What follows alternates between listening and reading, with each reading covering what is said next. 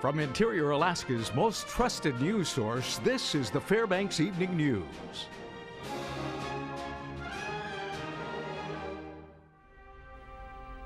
Good evening. Trial for the man accused of fatally shooting a reality show cast member in Fox was set this afternoon in Fairbanks Superior Court. Major Workman has been in custody at Fairbanks Correctional Center, charged with the first-degree murder of Jimmy Gatos.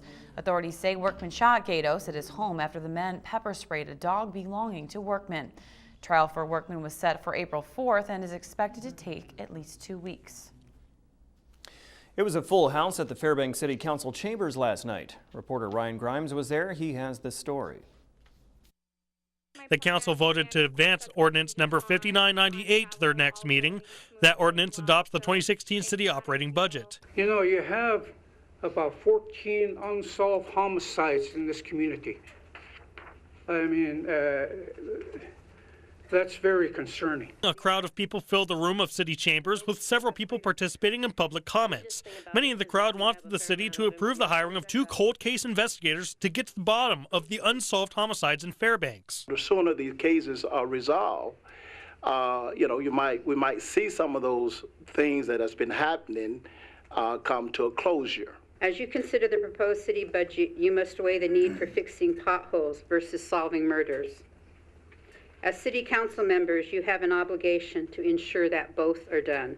I mean, there were 3 of them that popped right out that are absolutely solvable. And I told this council before when I spoke with you and did that presentation, I'm not afraid to say that. Absolutely 100% solvable cases. Councilwoman Joy Huntington asked Detective Peyton Meredith if it was worth hiring the investigators for the department. In your mind, in 5 years, where would we be if we did, if we hired no new positions for this, if we hired 1, or if we hired both? They need time, they need the energy to be massaged and worked on and put into a form where they can be submitted to the DA's office. Best case is we get the positions and cases start getting solved. In the middle ground, one's better than none. So worst case scenario, nothing gets solved. We just can't have the time to get to these old cases because another Caveira-like happens. The City Council will be voting on the ordinance to adopt the 2016 operating budget next week on the 14th. This is Ryan Grimes reporting. The North Pole City Council approved a $5.3 million city operating budget for 2016. The spending plan was ratified during Monday night's council meeting. Property mill rates remain unchanged, but the council drew roughly $65,000 from savings to balance the budget. Meanwhile, city residents will see an increase to their sewer utility bill in 2016.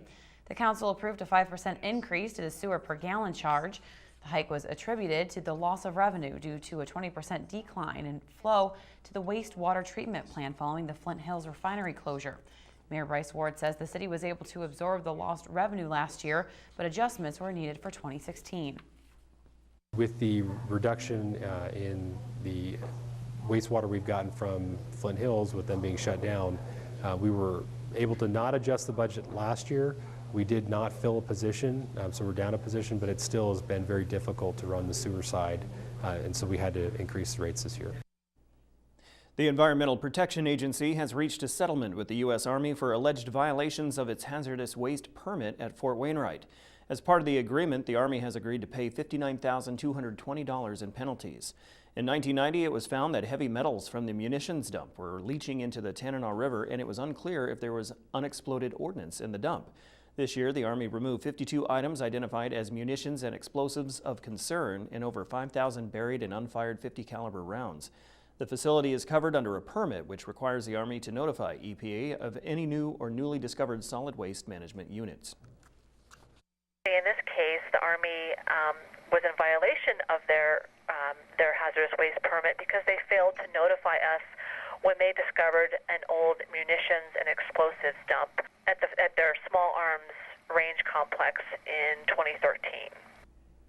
All right, when we come back, the Fairbanks Chamber of Commerce had their annual general membership meeting today, presenting quite a few awards. Also, with the holiday almost upon us, in our weekly health report, we'll tell you how you can prevent food poisoning from ruining your special event. Stay with us.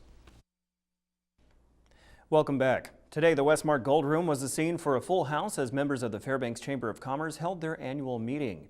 In addition to introducing new members of the board, numerous awards were handed out to recognize volunteers, businesses, and artists.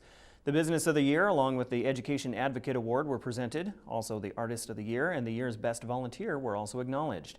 Afterwards, some of the recipients responded to their award recognitions.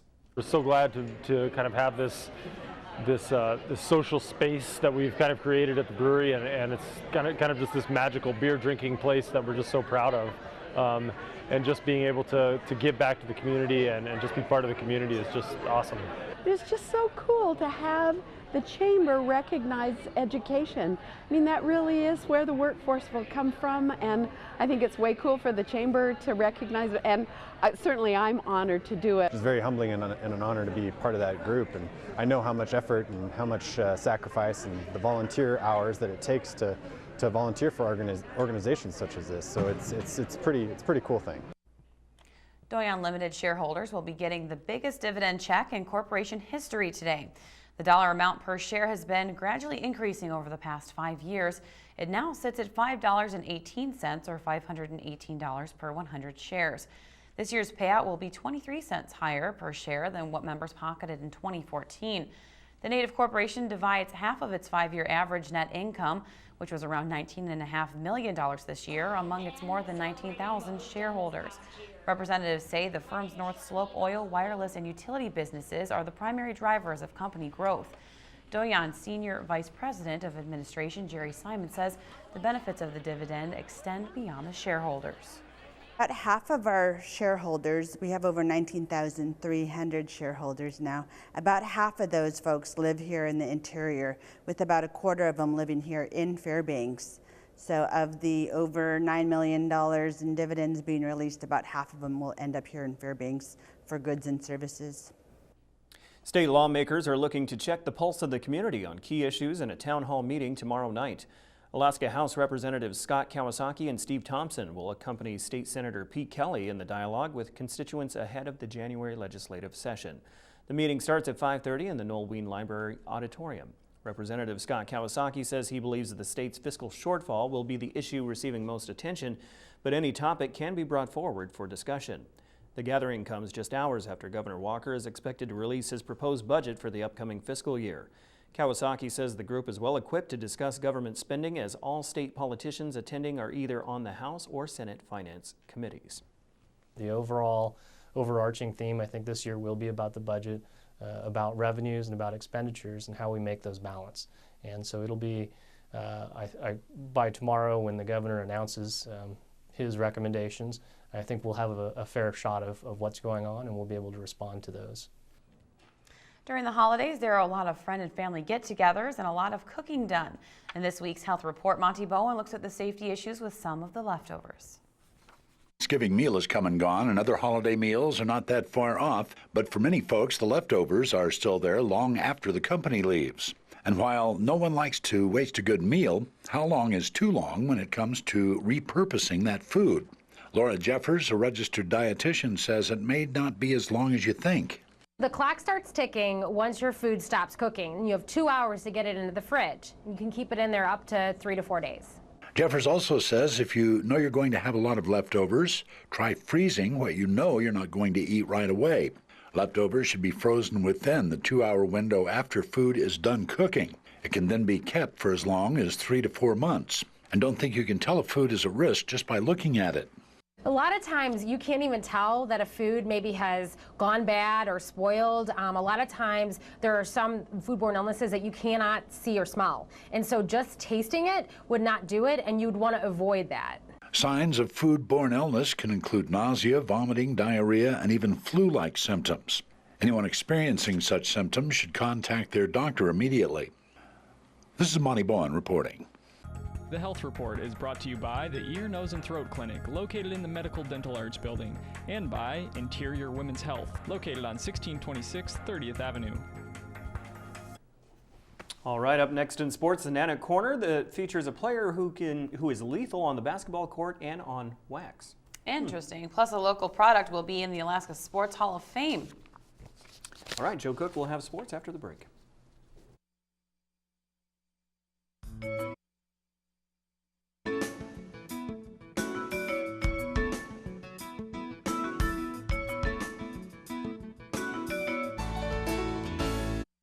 Hello, Interior Alaska. Joe Cook here with your local Tuesday Sportscast.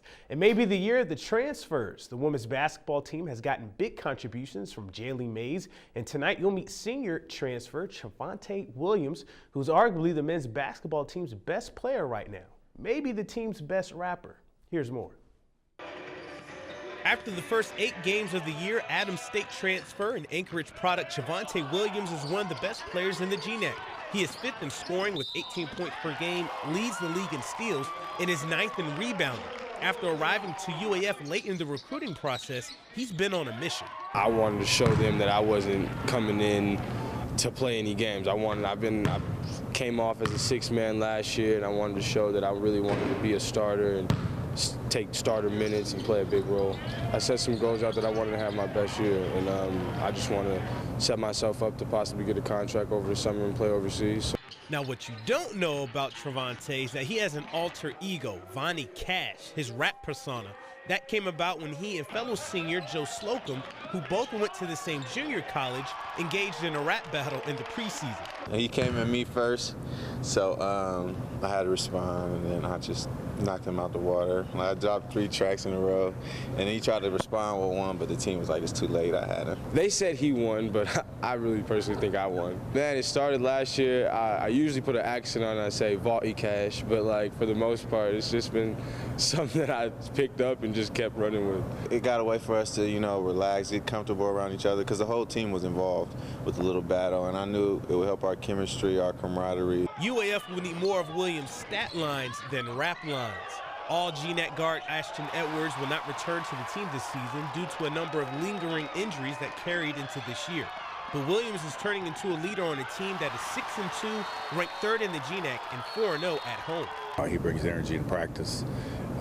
He brings energy to the game, and so he just lifts our competitiveness from the minutes he's on the court. He's well-rounded, not just with his scoring, but he's makes a big difference with his rebounding for us. He's getting steals for us. He just knows how to play, and plus he likes to win. With just 1 season left in his career, Williams is getting all he can out of his opportunity with the Nanook. Nanook Corner, brought to you by Sports Medicine Fairbanks. And last night, the Alaska Sports Hall of Fame announced their 2016 class, and one of the Interior's finest made it in. Allison product Janae DeLoach headlines a 5-member class, which includes Don Clary of Anchorage for Moments, Matt Carley winning the Hobie Baker Award in the 2001 Special Olympic Winter Games, and the Native Youth Olympics made it in the event category. DeLoach is regarded as the greatest track and field athlete in Alaska history. She's won 4 U.S. titles, a world silver medal, and a bronze medal in the 2012 Olympics for the long jump. She's also the first woman to jump 6.95 meters on either leg. DeLoach was a 4-time All-American for Colorado State and still holds the state record in the long jump for Eielson. UAF shooters of the past and present were in Colorado Springs over the weekend, shooting in an event that has Olympic implications. 5 Nanooks participated in the USA Shooting Winter Air Gun Championships in Colorado Springs, Colorado. The event is also an Olympic trial for the 2016 Olympic Games in Rio de Janeiro. Former Nooks Ryan Anderson and Matt Rawlings finished 4th and 9th overall. Current UAF shooter Sagan Madalena placed 3rd overall in the women's division for collegiate shooters. Senior team Sherry was 17th overall, and former Nanook Mike Louisa was 19th after the last shots on Sunday. The current UAF rifle team returns to the range on January 10th. In high school hockey over the weekend, West Valley North Pole, they went bear hunting. The Wolfpack roll in an 11-0 win over the Juneau Crimson Bears. In MAC action on Saturday, Lane Wood and Austin Ryman combined for the shutout. Yanni Ceramanolis led the Wolfpack with a hat trick in the win. North Pole defeated the Bartlett Golden Bears 5-3 on Saturday. Dylan Latham's hat trick sparked the Pats in the win. James Lasloffley and Darren Donovan added a goal and a helper each. The Patriots and Wolfpack play against each other tonight in North Pole for a MAC conference game. We'll have more on that game tomorrow. And that'll do it for sports tonight. Thanks for watching. Mike Schultz is next with weather, and we'll catch you next time. Hey everyone, welcome back into our Tuesday night edition of the Fairbanks Evening News. Mike Schultz once again talking about the weather, and the cold temperatures are here for at least looks like through the week into the weekend. Maybe a little warmer by the weekend, but right now we're looking at temperatures dropping down to the coldest in the low-lying areas like Goldstream Valley and the Badger Road area down to close to 30 below, but for the most part, it should be right around 15, 25 below. It's still pretty chilly. Our photograph tonight, this one's sent in by 14-year-old Molly Forrest, a cool sunset. As you can see here, the sun setting and these little things on across the valley there. I can't quite tell what they are. I think maybe piles of hay or something snowed over. But anyway, a nice texture on the shot there. And as always, if you have a photograph to share, send it to photos@ktvf11.com, including your Christmas photos. We'd sure like to share those with the audience. And once again, a reminder that our Mike's Fab photo calendars are still available, and there are many locations across the area. Good stocking stuffers. Temperature today, 12 below for the high. The low last night, 15 below. The record high, 55. That was in 1934. The record low, 53 below in 1935. 1935 was a year. 4 hours and 10 minutes of daylight, a loss of 4 minutes from yesterday. Air quality, a little better today. Everybody is at stage 1, moderate for Fairbanks and North Pole. So it's a lot better than it was yesterday. And again, keep in mind, if you have any respiratory problems, so you might want to just watch your activity, keep it low. Here's our satellite and radar. You can see once again, we're looking at a lot of moisture moving across with an area of low pressure sitting down across the Gulf of Alaska, bringing moisture across southeast Alaska and areas of the south central area. But for the most part, it looks like it's going to stay down to the south. That's why the northern and northwest part of the country is getting hammered. We'll show you that in just a little bit. What's going on across the rest of the state? Well, temperatures, once again, chilly at Juneau, 38 degrees, and some scattered showers there. Ketchikan, 43, also scattered showers. A few snowflakes falling around the Anchorage Bowl, 13 degrees, 40 degrees for the high at Kodiak, with a few light showers there. And a little more rain around the Cold Bay region, 31. Single digits for Nome and Bethel, 13 below at Barrow, and Fort Yukon, 1 above with cloudy skies. Lower 48 weather. Look at the mess moving across from the west to the east, all in that jet stream, bringing with it pockets of moisture across the Pacific Northwest, and some of that is resulting in very heavy rain and snowfall at the higher elevations. And something I heard this morning that was just unbelievable. Buffalo, New York has not had any snow this year so far, and they're not going to get it for a while because this is all warm air moving across from the west to the east. And Stephanie can identify that. That's where she's from. And you can see once again that this is really an interesting weather pattern.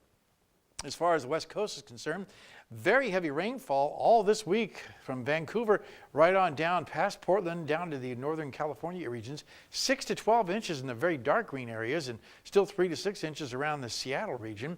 So the rain will continue, probably bringing lots of flooding.